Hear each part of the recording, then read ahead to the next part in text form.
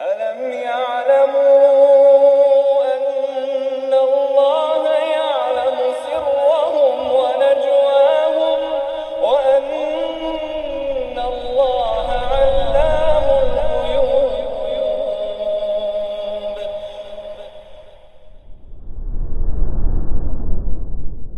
السلام عليكم ورحمة الله وبركاته. إن الحمد لله نحمده ونستعينه ونستغفره ونعوذ بالله من شرور أنفسنا وسيئات أعمالنا. من يهده الله فلا مضل له ومن يضلل فلا هادي له. أشهد أن لا إله إلا الله وحده لا شريك له وأشهد أن محمدا عبده ورسوله لا نبي بعده. يا أيها الذين آمنوا اتقوا الله حق تقاته ولا تموتن إلا وأنتم مسلمون. يا أيها الناس اتقوا ربكم الذي خلقكم من نفس واحدة وخلق منها زوجها وبث منهما رجالا كثيرا ونساء واتقوا الله الذي تساءلون به والأرحام إن الله كان عليكم رقيبا.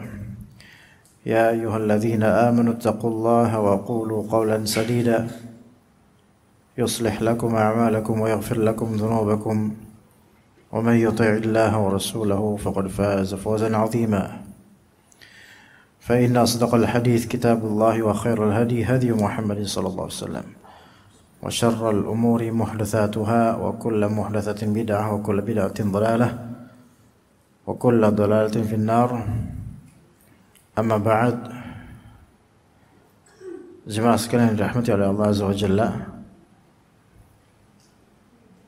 surat yang akan kita bahas pada pertemuan kali ini adalah surat Abasa. Salah satu surat yang awalnya itu memiliki faedah yang sangat agung, terutama dalam masalah dakwah dan akhlak. Ini saya ngadep agak serong gini karena jemaah tadinya sebagainya ada di sana, ya udah saya ikutin. Karena kalau misalnya saya turutin ke sana nggak imbang, banyak yang di samping, jadi mendingan gini aja. Mungkin karena beberapa bapak-bapak pengen senderan di sana agak susah, senderan jauh sekali, jadi mungkin di sini ya. Taib.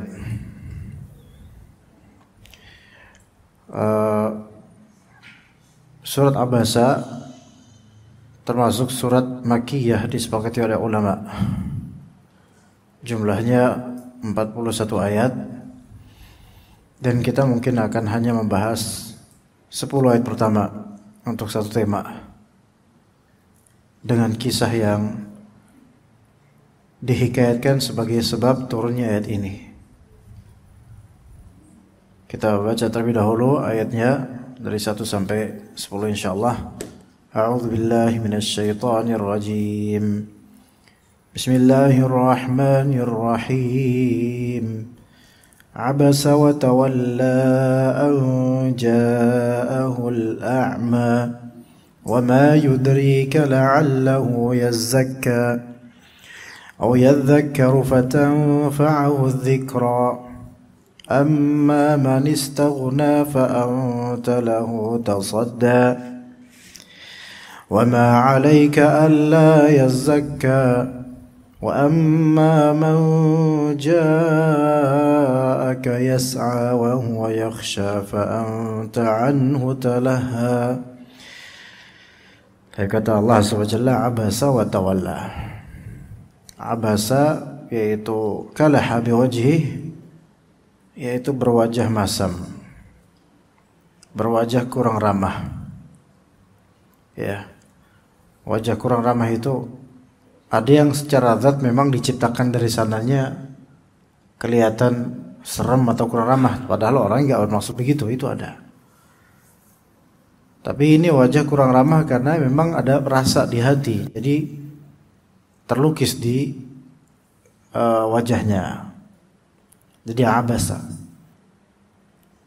Dia, yaitu Nabi Muhammad SAW, telah bermuka masam. Allah Subhanahu wa Ta'ala tidak menyebutkan pelaku muka masam ini, tidak disebutkan namanya, Tapi semua orang tahu siapa yang dimaksud dari ayat ini, yaitu Nabi kita Muhammad SAW.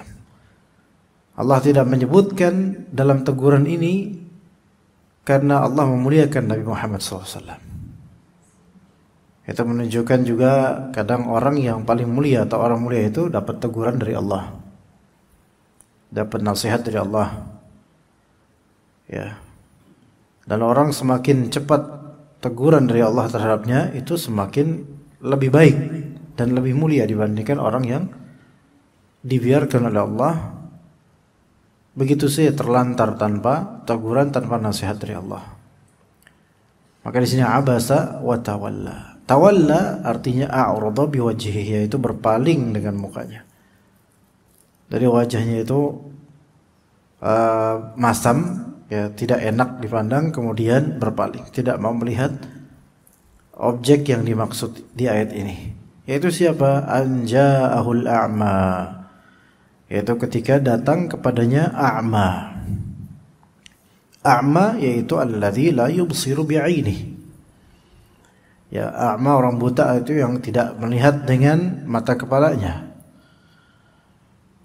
Ini dua ayat ini sebagai permulaan surat Abasa.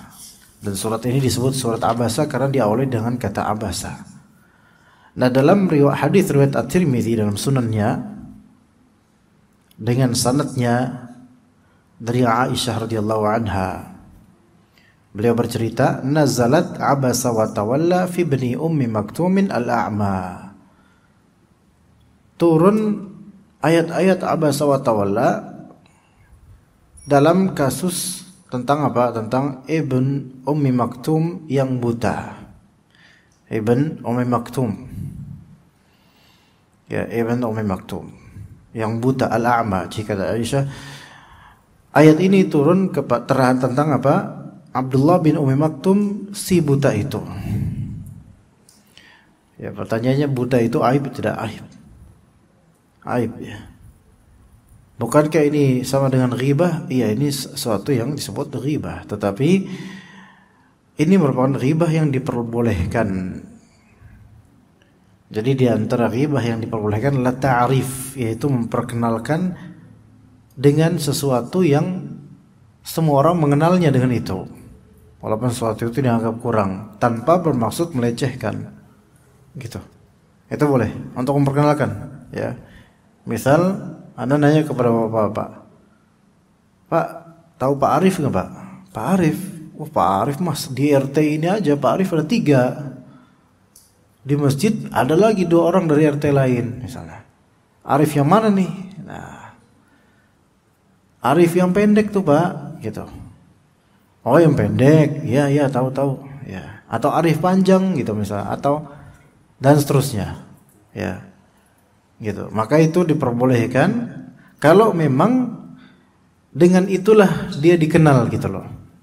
Orang bisa mengenal dengan itu, gitu loh. Maka boleh tanpa bermaksud melecehkan.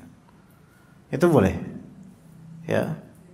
Sebagaimana Aisyah mengatakan ini, dan ini tidak diingkari oleh para sahabat, karena maksudnya Aisyah, Abdullah bin Maktum itu si buta itu, yang orang yang buta itu. Ini kan aib, ya. Maka boleh seperti itu. Nah, jadi tentang Abdullah bin Maktum, ketika itu ata Rasulullah sallallahu alaihi wasallam faja'ala yaqulu ya Rasulullah arsyidni. Abdullah bin Maktum datang kepada Rasulullah SAW. Kemudian kata Abdullah bin Maktum, ya Rasulullah arsyidni, wahai Rasulullah, ajari saya dong. Wa 'inda Rasulillah sallallahu alaihi wasallam rajulun min 'udhama'il musyrikin. Dan di hadapan Rasulullah itu ada seorang pria dari pemuka orang-orang musyrik. Pemuka musyrik. Ya.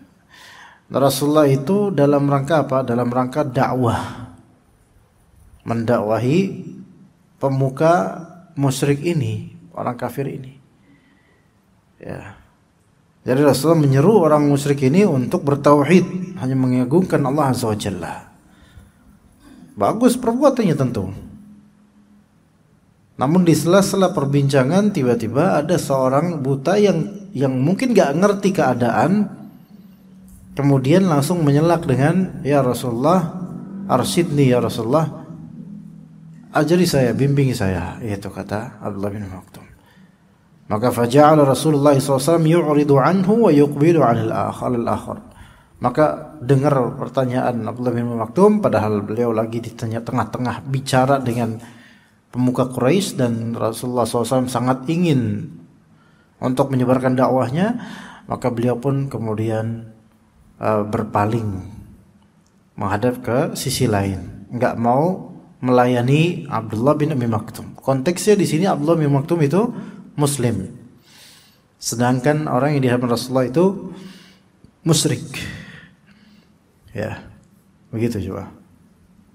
Maka berkata kemudian Rasulullah berkata kepada orang musyrik yang didakwahi itu, atara bima aqulu ba'san, apakah engkau melihat ada keburukan pada perkataan saya, dakwah saya dari tauhid, yaitu maksudnya dakwah tauhid ini, yaitu saya kan tadi ngomongin tentang kita harus bertauhid kepada Allah, dijelaskan Rasulullah SAW. Tiba-tiba Allah bilang, ya Rasulullah arsyidni, dicuekin sama Rasulullah. Kemudian bilang, wahai fulan, apakah berkata kepada orang musyrik yang tadi didakwahi, atara fi ma aqulu ba'san, apakah ada di perkataan saya itu sesuatu yang buruk, yaitu apakah tauhid itu baik atau buruk? Buruk gak, kata Nabi SAW. Maka kata orang itu, la, ya tidak wahai Muhammad, apa yang kau katakan bukan keburukan. Dan dalam riwayat lain berkata orang itu, la wadduma ma ara bima taqulu ba'sa. Kata orang musyrik itu, tidak demi duma. Ya. Duma di sini jamak, duma di sini yaitu jamak dari damiyah, yaitu surah itu gambar. Tidak demi gambar, maksudnya demi patung berhala.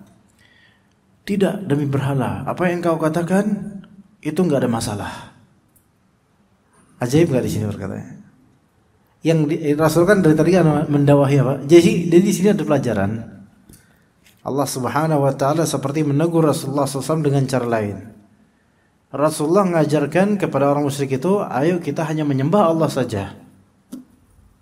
Ya, menyembah Allah saja, bertauhid kepada Allah Azza wa Jalla.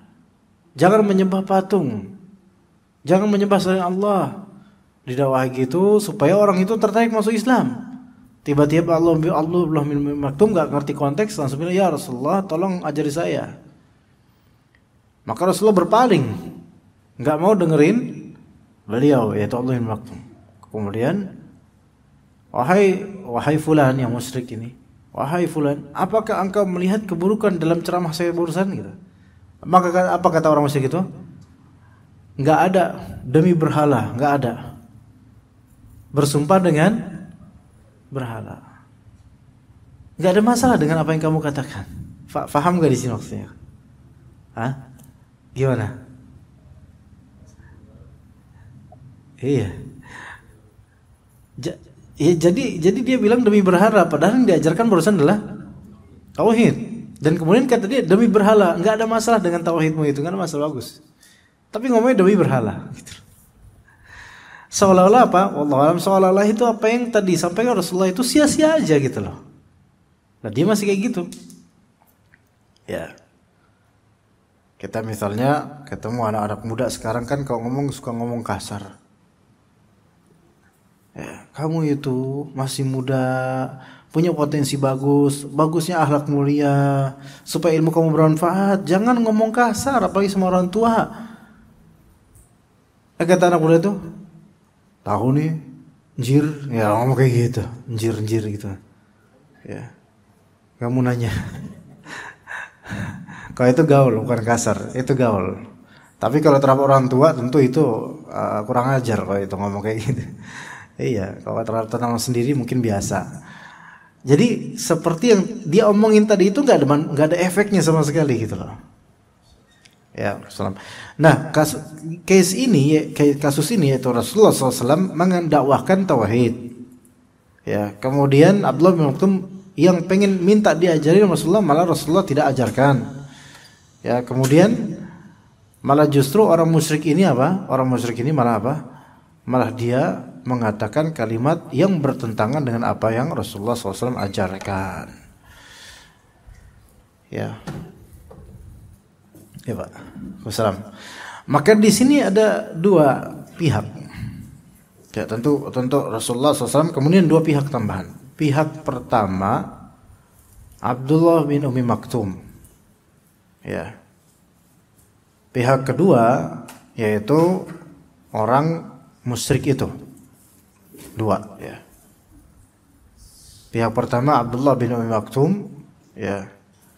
Kemudian yang kedua pihak orang musyrik. Abdullah bin Ummi Maktum muslim dan minta diajar. Orang musyrik itu budak musyrik dan dia ngerasa nggak butuh dengan dakwah Nabi Muhammad SAW.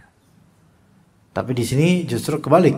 Ya, Rasulullah SAW malah lebih condong kepada orang musyrik ini dibandingkan dengan orang yang berkenan untuk diajarkan. Taib. Kemudian kata Imam Al-Qurtubi dalam tafsirnya, al-ayatu itabun min Allah li nabiyhi fi i'radihi wa tawallihi an Abdullah bin Ummi Maktum. Ayat ini adalah suatu itab, yaitu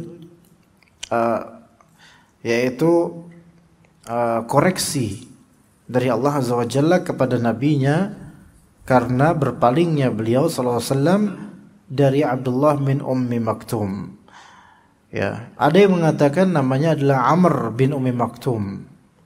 Dan Ummi Maktum ini nama aslinya adalah Atikah binti Abdullah bin Ankathah bin Amir ibn Makhzum. Jadi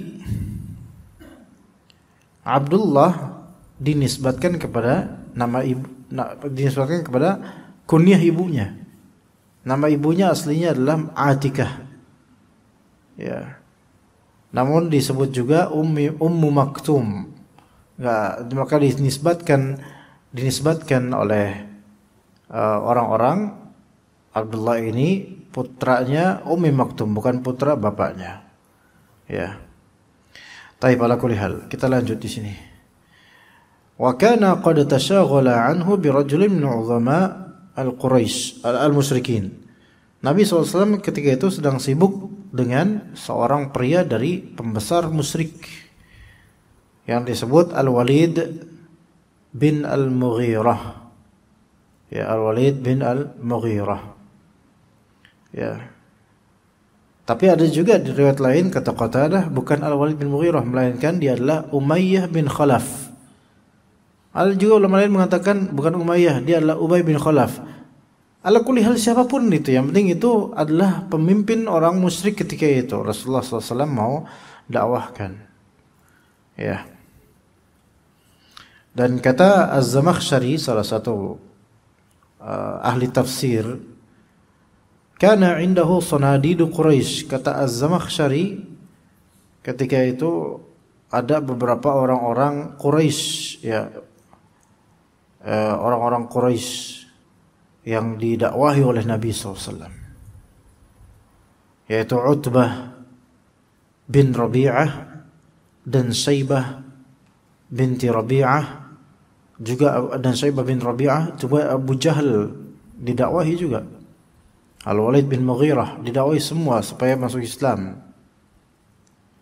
Ya. Tapi Ibnul Arawi mengatakan pendapat yang mengatakan bahwasanya orang ini yang didakwahi oleh Nabi musyrik ketika itu adalah Walid bin Mughirah atau Umay bin Khalaf, ini semua batil, salah. Ya. Salah. Allahu a'lam. Ala kulli hal, ketika Al-Quran mengibhamkan, yaitu tidak menyebutkan nama siapa orangnya, dan dalam hadis khusus juga tidak disebutkan namanya, maka kita tidak perlu detail menceritakan siapa namanya. Yang terpenting itu faedahnya, bukan siapa orangnya. Ya. Nah, Abdullah bin Maktum mendatangi Nabi SAW dalam keadaan Nabi sedang sibuk dengan orang yang hadir di hadapannya dari pemuka Quraisy. Dan Rasulullah SAW sangat kuat hasratnya untuk mengislamkan orang ini. Karena kata Al-Qurtubi, wa kana fi islamihim islamu man wara'ahum min qaumihim. Keislaman pemuka suku itu adalah keislaman orang-orang di baliknya, orang-orang di bawahannya. Jadi kalau kita mengislamkan pemuka suku, maka bawah-bawahnya pada ikut. Itu baik manusia kayak gitu, jin juga kayak gitu. Jin juga seperti itu.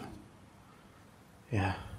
Wallahu a'lam, walaupun ini hal yang gaib dan tidak langsung bisa antum percaya jemaah 100%, tetapi ini terjadi di kehidupan Anda.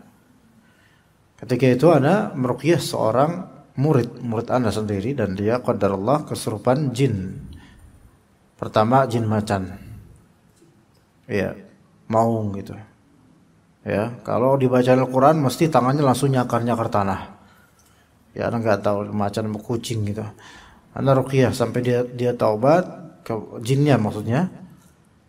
Akhirnya saya minta dia untuk masuk Islam, dia insyaallah masuk Islam. Baca syahadat, alhamdulillah baca syahadat. Itu dia jin tersebut adalah jin yang memang dititipkan atau dibekali oleh salah satu dukun di kampungnya di Cilacap. Ya. Kesamaan daerah, mohon maaf ya. Kalau ada orang Cilacap bukan berarti memang di sana perdukunan ada perdukunan ada di mana-mana. Ya. Jadi ketika kecil anak ini disukai oleh seorang dukun perempuan. Ya, udah mati dukun perempuannya. Matinya itu dalam keadaan dikerubutin semut. Jadi udah berapa hari di rumahnya itu nggak ada yang tahu kalau dia udah mati. Tahu-tahu udah bau aja. Terus pas dilihat udah semut memakan semua bangkainya itu. Nauzubillah min dzalik. Nah itu dulu ditanamin jin di tubuh jemaah kita ini, murid anak ini. Sampai kalau baca Al-Quran atau dibaca Al-Quran dengan niatan ruqyah itu langsung ngamuk. Alhamdulillah Allah Ta'ala mudahkan kita untuk meruqyah. Kemudian akhirnya dia bersedia masuk Islam. Allah alam sekarang di mana. Tapi kita anak suruh dia untuk tinggal aja di masjid. Anak yang meruqyah di masjid, tinggal di masjid dan beribadah aja. Nah ternyata koneksinya cepat itu, lebih dari Telkomsel. Ya jadi langsung ke pusat ya di Cilacap. Padahal itu lagi di Rawabambu, Pasar Minggu. Maka langsung besoknya udah bukan jin macan lagi, berganti ya. Berganti karakter dan beda jin. Sekarang perempuan jinnya, jin sinden sekarang dari pantai selatan. Jadi kerjanya tuh joget-joget, ya. Nari-nari di masjid itu. Anak-anak ruqyah kemudian pada hari Sabtu, besoknya kapan 2 minggu lagi joget-joget kayak gitu sinden, terus nyanyi-nyanyi kayak sinden gitu. Ini sinden ini, aduh. Ya khalas, kita pukul pakai sarung, kita ruqyah sampai menyerah, sampai dia menyerah betul-betul karena kesakitan, mungkin kesakitan Allah alam, dan anak ajak masuk Islam. Dan ternyata dia mengklaim dirinya sebagai ratu dan memiliki banyak anak buah. Dan itu juga dia rasakan oleh orang yang kesurupan ini. Dirasakan kehadiran banyaknya jin-jin. Ya. Yang itu merupakan kerasa seperti anak buahnya dari jin yang merasuki dirinya. Maka anak ajak masuk Islam. Akhirnya dia konsultasi dengan menterinya atau siapanya gitu. Ya, dan anak sebutkan dosa-dosa dia, keburukan syaitan dan seterusnya. Akhirnya dia bersedia bersyahadat dan dia mengajak seluruh pengikutnya untuk bersyahadat dan suruh lepas dari tubuh anak ini. Dia akhirnya lepas dan alhamdulillah setelah itu nggak ada lagi. Ya, jin pun begitu. Makanya dalam surat Al-Ahqaf, kalau kita lihat di halaman ketiga atau keempatnya, wa idh sarafna ilaika nafran minal jin yastami'una al-Qur'an. Ya, kami alihkan beberapa orang dari kalangan jin, mereka mendengarkan Al-Qur'an yang dibacakan oleh Nabi Muhammad SAW. Mereka jin Arab itu, ya. Jin kadrun, ya. Jin Arab. Jadi ketika itu mereka ngerti bahasa Al-Quran. Loh, ini benar ini. Ini adalah apa yang diturunkan juga seperti dengan apa yang diturunkan oleh Allah kepada Nabi Musa. Maka jin tuh paham kayak gitu, jin tuh. Iya. Nah, akhirnya mereka kemudian mengikuti apa yang di Al-Quran, dan kemudian falamma hadaruhu qala ansitu. Jadi mereka langsung datang ke Rasulullah lagi baca. Jadi antum kalau baca sendirian malam-malam itu ada yang hadir, minimal malaikat lah kalau benar ikhlas bacanya. Jangan mengharap jin yang datang. Auzubillahi minasyaitonir, datang jin pocong kunti diaminin kemudian. Ya itu bisa terjadi, memang ada di pesantren anak kayak gitu. Tetapi enggak usah mikirin itunya gitu. Wahai jin, kalian dengar atau tidak gitu. Enggak apa urusan dia dengar. Nah, itu kemudian mereka bilang ansitu, diam. Ya, ansitu itu artinya diam sambil menyimak gitu loh. Itu ansitu. Makanya kalau khutbah Jumat kadang-kadang Bilal kan ansitu la'allakum turhamun gitu. Artinya apa? Diamlah kalian sambil nyimak, bukan diam sambil nunduk kemudian sujud, yaitu tidur namanya. Ya. Diam sambil nyimak. Ansitu. Ya. Setelah mereka selesai dengar bacaan Nabi Muhammad SAW, mereka kemudian pergi ke kaumnya untuk apa? Menyeru kaumnya supaya masuk Islam. Itu jin loh, itu di surat Al-Ahqaf. Iya, maka kalau seseorang misal dalam ruqyah dia mengajak kepada Islam untuk jin tersebut, apalagi mungkin jin tersebut ada sikap yang menunjukkan dia itu raja jin atau apalah, walaupun itu belum tentu benar ya. Kadang pura-pura ya, padahal ecek-ecek gitu loh. Ya, karena raja sebenarnya, kalau raja jin itu rata-rata malah nggak mau masuk situ. Maunya anak buahnya aja yang jadi korban masuk ke tubuh manusia. Nah, jadi kalau kayak gitu, itu jin juga bisa menyeru. Nah, Nabi Muhammad SAW menyeru pembesar musyrikin ini karena kalau misalnya dia masuk Islam, maka akan masuk Islamlah banyak orang yang menjadi rakyatnya. Ini strategi juga jemaah sekalian. Dan itu strategi Nabi Muhammad tuh kayak gitu. Ya. Mendakwahi orang-orang besar. Mendakwahi tapi dengan cara yang lembut, bukan cara protes melempar batu, enggak. Tapi dakwahnya beliau sallallahu alaihi wasallam itu pakai strategi, ini orang besarnya nih, kalau bisa kita dakwahi baik-baik. Sebagaimana Rasulullah SAW kan pernah ke Taif. Ketika lagi sulit-sulitnya dakwah di Mekah, beliau ke Taif. Dan Taif itu merupakan salah satu pusat perdagangan, ekonomi kuat di Taif itu. Sampai sekarang pun begitu. Ya, dan Taif itu daerah yang spesial pokoknya. Kalau antum mau tahu daerah Saudi Arabia atau tanah Arab yang dinginnya kayak di Lembang, Taif. Kayak di Lembang, Pak. Jadi ngirup udara tuh kayak antum nggak percaya di Arab. Karena kita kan tahunya Mekah, Madinah gitu. Kayaknya panas gitu. Di Taif nggak, dingin kayak di Lembang. Kayak di kaki gunung. Nah, maka Rasulullah SAW berangkat ke Taif sama Zaid bin Harithah. Ya. Beliau kemudian mulai itu berdakwah, mendakwahi siapa? Pemuka-pemuka Taif. Orang-orang besar di Taif. Tadinya mau itu hampir ikut dengan dakwah Rasulullah SAW. Ya. Karena logis dakwahnya baik. Cuman kemudian ada yang menghasut dengan tudingan itu Muhammad. Apalagi Nabi Muhammad SAW kan memiliki nasab yang tinggi di Mekah. Yang mana orang Taif itu masih menganggap, ini Muhammad bin Abdullah bin wah ini nasabnya tinggi. Dia anggap. Orang kalau punya kasta, orang Arab itu nasab itu sangat dipertimbangkan. Apalagi di tanah suci Mekah gitu kan. Dengerin mereka. Tapi kemudian ada yang bisikin. Hati-hati, itu Muhammad itu pengen apa? Pengen merebut kekuasaan kalian. Pengen melengsarkan kalian, wahai para pemuka. Terhasutlah para pemuka Taif. Sampai akhirnya qadarullah gagal. Nabi SAW dakwah di situ malah dilemparin batu sampai berdarah-darah kakinya. Ada pelajaran juga tuh jemaah situ. Yaitu tetap tadi Islamnya pemuka kaum itu akan melazimkan Islamnya orang-orang di bawahnya. Dan itu benefitnya yang sangat besar. Tetapi untuk mengislamkan pemuka kaum tantangannya besar. Ya salah, ya kita bisa berabe urusannya. Dan juga faedah berikutnya di dakwah Taif itu, ketika pemuka kaum itu mendapatkan kebenaran, boleh jadi dia mau terima. Tetapi ketika dia hasut dengan duniawi, kebenaran bisa hilang. Paham gak jemaah sekalian? Orang kalau di atas, dia kadang menerima kebenaran mau lah. Tapi kalau kebenaran itu dianggap bertentangan dengan kenikmatan duniawi yang selama ini dinikmati, itu nggak mau. Contoh, kalau kita punya kekayaan tinggi, tapi hasil dari kerja riba atau haram, mungkin kita dengar ceramah dakwah, ceramah akhlak itu mau. Tapi kalau ceramah itu materinya berkaitan dengan penghasilan dia dan keduniaan dia, pasti nggak mau.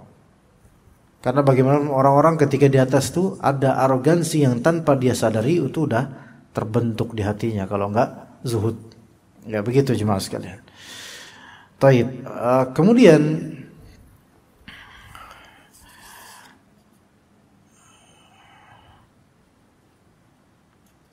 berkata sebagian dari ulama,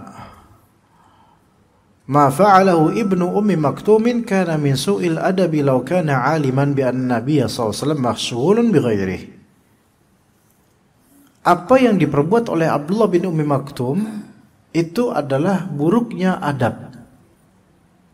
Kalau beliau ngerti bahwa Nabi sedang sibuk berbicara dengan orang lain dalam berdakwah. Sekali lagi, apa yang diperbuat oleh Abdullah bin Maktum dengan menyela pembicaraan atau dengan tiba-tiba datang kemudian nge-request Ar-Sidni, itu merupakan hal yang tercela. Sekiranya Abdullah bin Maktum ngerti, ngelihat keadaan, tapi kan Abdullah bin Maktum buta, nggak ngelihat, maka tidak tercela. Ya kayak misalnya sekarang seorang ustadz habis kajian misalnya, ada jemaah nanya, Assalamualaikum warahmatullahi, tanya satu ya, fadal, dengerin, kemudian dijawab sama ustadznya. Dari percakapan itu kemudian tiba-tiba datang, Assalamualaikum ustadz, gimana kabar antum dan seluruh. Ini merupakan bentuk adab yang buruk, yang banyak tidak disadari orang-orang kita jemaah. Jadi ketika seorang tokoh atau siapapun lagi bercakap, berbincang, apalagi tokoh agama atau ustadz atau dai atau bahkan pemimpin penguasa lagi berbicara, kita mau masuk itu tahan dulu, tunggu dulu sampai mungkin ada jeda baru Assalamualaikum Ustaz, gitu, seperti gitu. Bukan malah tiba-tiba nyelak terus kemudian nyelak, Assalamualaikum Ustaz, afwan ana ada pertanyaan. Nah ini kan lagi ngobrol. Ya seperti itu. Ana juga pernah dibegitukan oleh seorang ustadz. Ini pelajaran buat Ana juga. Ya.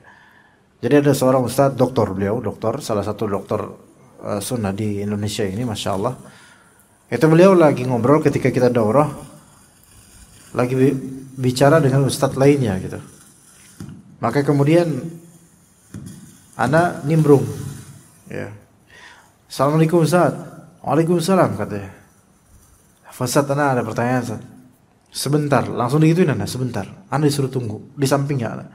Sampai diam, dan beliau terus melanjutkan percakapan dengan ustadz lainnya itu yang tadi masih bercakap dengan beliau. Terus gitu lama, akhirnya sampai Ana pergi sendiri gitu loh. Karena saking lamanya beliau bercakap dan Ana nggak punya waktu lagi, khalas lah, kayaknya emang lama nih gitu. Seperti itu, adabnya seperti itu. Ya udah, kalau emang beliau bilang tunggu dulu atau jangan dulu, jangan maksa nyelak. Begitu sih mas, itu adabnya seperti itu. Abdullah bin Maktum nggak ngelihat, jadi nggak tahu konteksnya bagaimana, jadi maklum. Makanya Nabi SAW kemudian mengingatkan Nabi Muhammad SAW akan salahnya sikapnya terhadap Abdullah bin Ummi Maktum. Dan juga faedah lainnya kata Al-Qurtubi dan kata para ulama Ahlussunnah, "Aw liya'lama anna al-mu'mina al-faqira khairun minal ghaniyyi." Ya. Ayat al-ghaniyyi al-kafir. Ketahui bahwasanya orang mukmin yang fakir itu lebih baik daripada orang kaya namun kafir. Taiban namun kafir. Maka orang mukmin yang fakir itu lebih afdal. Maka wa kana an-nadharu ila al-mu'mini aula. Jadi melihat ke orang beriman itu lebih didahulukan sebenarnya dibandingkan kepada orang yang kafir. Maka mendakwahi orang-orang muslim itu lebih afdal dibandingkan mendakwahi orang-orang kafir menuju ke Islam. Iya benar kayak itu. Sahih enggak? Sahih. Loh, Ustaz, bukannya itu bagus? Bagus, mendakwahi orang kafir ke Islam, ya bagus.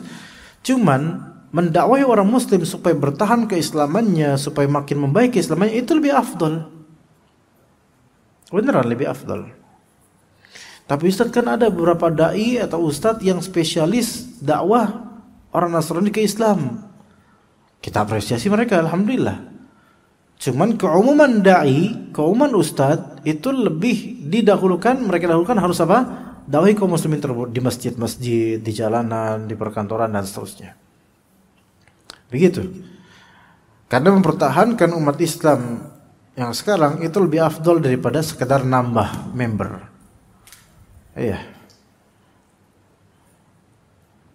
Memang sih kemarin alhamdulillah ya Piala Dunia di Qatar, kemudian ada program dakwah dan ada yang masuk Islam insyaallah. Tetapi hal yang sebenarnya Anda dari awal menyayangkan adalah uang sekian triliun, mega triliun itu, kalau kan untuk pembuatan apa? Stadion. Ada berapa itu stadion? Berapa? Lupa. 8. Dan itu mewah semua stadionnya. Lebih mewah daripada stadion standar Eropa. Ya, kalau kita lihat perayaannya dari perayaan awal dan finishing akhirnya itu belum ada yang seperti itu. Ya. Syekh Masyhur bin Hasan Al Salman mengatakan, sekiranya uang yang digelontorkan untuk pembiayaan World Cup 2022 itu di Qatar, sekiranya uangnya itu untuk mencukupi kebutuhan fuqara dan masakin kaum muslimin sebumi, itu cukup sebenarnya. Itu cukup. Benar, cukup. Gak ada lagi orang fakir. Gak ada lagi tukang minta-minta ngambil ondel-ondel dan juga tukang parkir Indomaret, gak ada lagi mungkin. Karena udah semua cukup insyaallah. Itu yang disayangkan sebenarnya. Tapi kenapa untuk event permainan game, memang di dalamnya nanti ada dakwah, mungkin ada. Tapi kenapa tidak prioritas kita tuh kaum muslimin dulu yang dibantu gitu loh. Ya. Kemudian juga belakangan ini final piala apa di Eropa diselenggarakan di Saudi Arabia. Menggelontorkan duit banyak. Mengundang atau membeli Cristiano Ronaldo ke Saudi Arabia. Itu sampai nilai gajinya tuh kalau dirupiahkan, dalam 1 menit dia dapat 4,4 juta, 6, juta atau 4 juta gitu. Itu dalam 1 menit. BAB aja di WC 5 menit itu bisa berapa belas juta atau berapa puluh juta. Sekiranya uang gaji itu disumbangkan kepada fuqara dan masakin di Indonesia aja deh, sebenarnya cukup itu. Enggak cukup sih, belum cukup, tapi luar biasa lah bisa. Itu yang disayangkan. Jadi banyak orang tuh mendahulukan malah apa? Ke orang kafir dulu gitu loh. Orang muslimnya malah enggak dibantu dulu gitu loh. Paham gak di sini? Ini yang ditegur oleh Allah Azza wa Jalla. Ini ibrohnya di sini. Nah, insyaallah kita azan dulu, fadhal. Baik, kemudian anja'ahul a'ma wa ma yudrika la'allahu yazakka. Dan apa yang membuatmu tahu? Dari mana kamu tahu? Siapa tahu Abdullah bin Maktum itu yazakka, yaitu akan mensucikan dirinya, membersihkan dirinya dalam beragama dan menghilangkan kejahilan dan kezaliman pada dirinya. Karena Abdullah bin Maktum itu konteksnya apa? Lalu yazakka, konteksnya datang ke Nabi SAW. Au yadzakkaru fatanfa'u dzikra, atau dia akan yata'iz, yaitu akan mengambil ibrah, mengambil mau'izah, sehingga peringatan dan mau'izah itu akan bermanfaat untuk dirinya. Karena apa? Karena kan konteksnya gini loh. Abdullah bin Maktum itu datang mendatangi guru gitu loh. Orang kalau mendatangi guru itu kan kesiapannya, kebaikannya, keinginannya, keterbukaannya itu lebih dibandingkan guru mendatangi orang. Iya. Fatanfa'u dzikra. Kemudian sebaliknya orang kafir, si musyrik yang itu tadi. Amma man istaghna fa anta lahu tasadda wa ma 'alaika alla yazakka. Adapun orang yang istaghna itu kana, yaitu kata Al-Qurtubi, kana dza tharwatin wa ghina. Yaitu orang yang memiliki tharwah. Tharwah yaitu kekayaan, memiliki harta. Bisa juga istaghna di sini yaitu merasa cukup. Bisa juga istaghna di sini artinya adalah yaitu merasa dirinya penuh kebenaran sehingga tidak terima masukan, sebagaimana orang musyrik ini. Nabi SAW mentalqinnya ilmu tentang tauhid, tetap aja dia enggak mengikutinya. Fa amma man istaghna fa anta lahu tasadda. Kok malah engkau wahai Muhammad malah justru menghamparkan dirimu kepadanya, malah justru engkau menawarkan diri kepadanya, untuk walaupun memang atas nama dakwah. Ya, karena kalau orang sudah bebal qalbunya, diingetin memang susah. Wa ma 'alaika alla yazakka, dan tahu dari mana engkau wahai Muhammad, barangkali dia itu, yaitu orang musyrik itu tidak akan membersihkan dirinya dari kemusyrikan. Ya. Jadi kalau ada dua kubu di sini, ada orang yang memang nyari guru dan ada orang yang maunya dicari guru atau didatangi. Maka siapa yang lebih berhak untuk diajarkan? Yang nyari guru, jelas. Dan biasanya nyari guru itu yang mau bayar. Yang kan nyari guru bimbel les gitu kan. Datang mereka ke sekolah, ke kelasnya dan seterusnya, bayar. Artinya ada keterbukaan untuk menimba ilmu, masuk ilmunya gitu loh. Tapi orang kalau istaghna, ya, sombong karena memiliki kekayaan, itu enggak masuk. Saya jujur aja pernah sampai ini 2003 ya, 2014 Pak. Atau 2014 kayak gitu. Ini 2023 ya, hampir 10 tahun berarti. Saya pernah kajian di suatu rumah orang tajir di Depok Pak. Ya, itu rumah orang kaya Masya Allah. Dan saya datang dari Kalibata ketika itu, naik sepeda. Rumahnya itu di daerah Sukmajaya, Depok Timur. Jauh itu Pak. Saya naik sepeda ke rumah orang kaya di sana. Alhamdulillah, udah keringetan banget tuh. Dan itu jam 8 pagi. Jadi pagi-pagi itu dari Kalibata, Pasar Minggu, ya kan? Depok Margonda kan terus tuh. Hah? Enggak Pak, 1,5 jam kira-kira. Iya. Jadi kalau mau biker sejati, saya pas sepeda waktu itu masih kuliah, karena emang nggak punya duit sih, bukan karena emang nggak punya motor, karena nggak punya duit. Nah, itu sampai rumah di lantai atasnya, atapnya, rooftopnya itu kolam renang Pak, bayangkan loh. Ya. Waktu itu masih bujang, saya diundang di situ ya sebenarnya karena ada niatan dari sahibul bait untuk putrinya, sebenarnya gitu rencana mereka. Cuman qadarullah, emang Allah mentakdirkan jodoh beda. Emang benar Pak? Iya, supaya mentakrib, mendekatkan anak pada putrinya. Tapi emang Allah berkehendak lain, bagaimana? Bukan jodoh ya. Nah, kajian ketika itu kajian keluarga ya.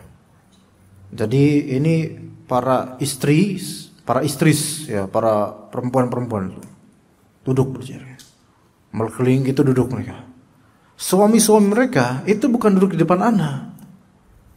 Suami-suami mereka tuh pegawai bank, orang yang punya manzilah, pangkat di perbankan lah, banyak bro. Itu anak duduk di bawah. Di bawah ada buku, terus kayak bantal gede, mewah lah pokoknya, Masya Allah. Itu bapak-bapaknya itu semua, mereka duduk di atas seperti ini kita. Kalau bapak kan memang duduk di atas karena uzur, nggak masalah. Saya duduk di atas juga karena saya ngisi materi, ya nggak apa-apa. Dan disediakan juga di sini kan, kalau saya dijadiin terus duduk di kolong kan nggak enak, ya. Maka duduk di atas Pak. Saya minta, Pak, di bawah Pak, di dekat-dekat sama saya Pak. Gitu. Nggak ada, diam aja mereka sambil kayak gini. 5 orang, laki-laki semua, orang tajir semua. Itu kan kalau ngasih duit tinggal lempar aja itu. Masya Allah. Nah, sampai istri-istri mereka, ayo duduk. duduk sini. Dibisikin sama semua istri mereka, nggak bergemik mereka, kayak gini duduknya. Kadang duduk kayak gini nyantai gitu. Lah anak ustadznya duduk di bawah sambil ngajarin, sampai anak tuh nggak ikhlas ngajarin, nggak terima digituin, walaupun memang anak ketika itu masih bujang sih, emang, tapi nggak terima digituin. Kita guru yang datang ke rumah, oke kajian ummahat guru datang ke rumah, oke lah, undangan. Tapi kita lihat orang-orang ini mereka sebenarnya nggak mau ngedatangin guru, maunya gitu dah. Apakah masuk ilmu? Nggak bakal masuk.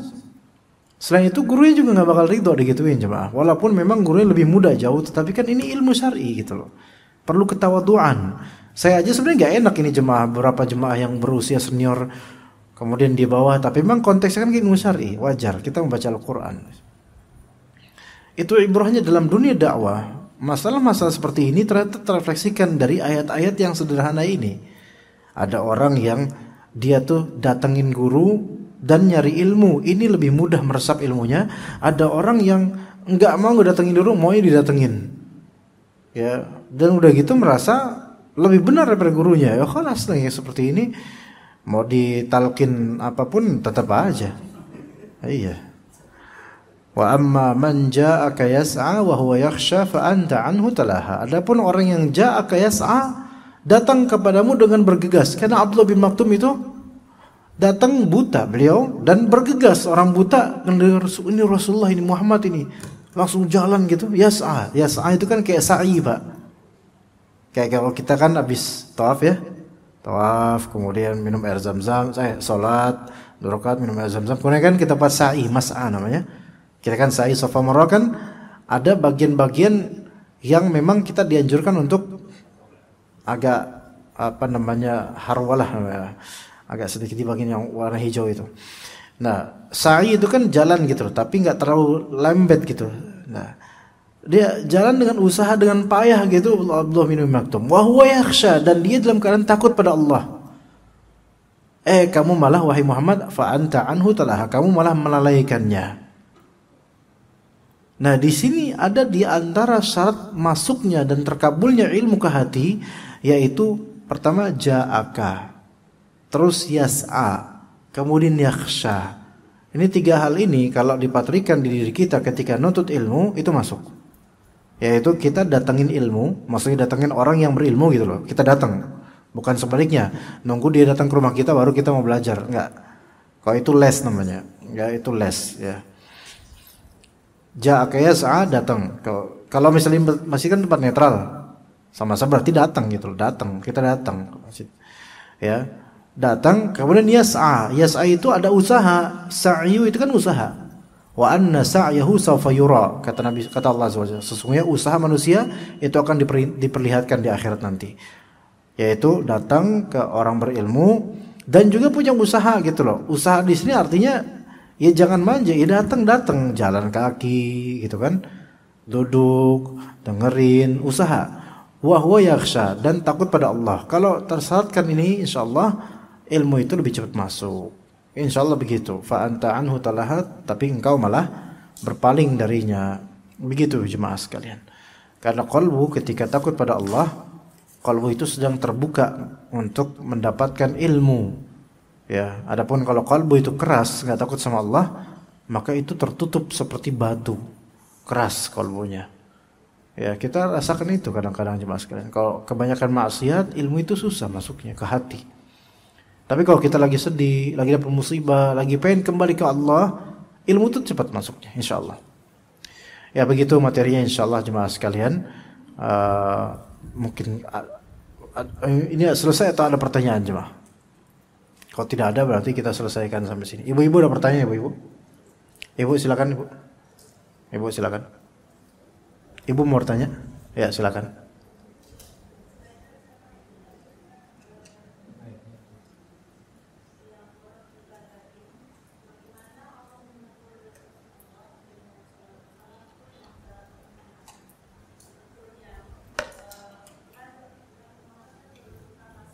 Ya.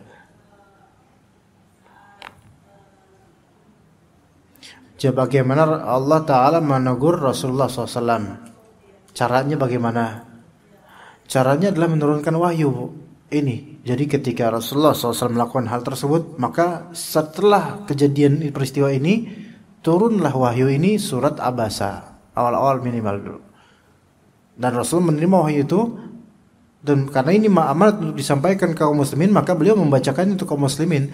Padahal itu tentang apa? Tentang diri beliau. Tapi ingat, Rasulullah SAW tidak akan pernah dan tidak pernah memang melakukan dosa besar. Adapun dosa ini adalah dosa kecil, yang ini dimaafkan oleh Allah. Jadi Rasulullah ma'sum, para rasul disebut ma'sum. Ma'sum itu yaitu terjaga dari apa? Dari dosa besar dan kekejian. Adapun dosa-dosa kecil itu manusiawi.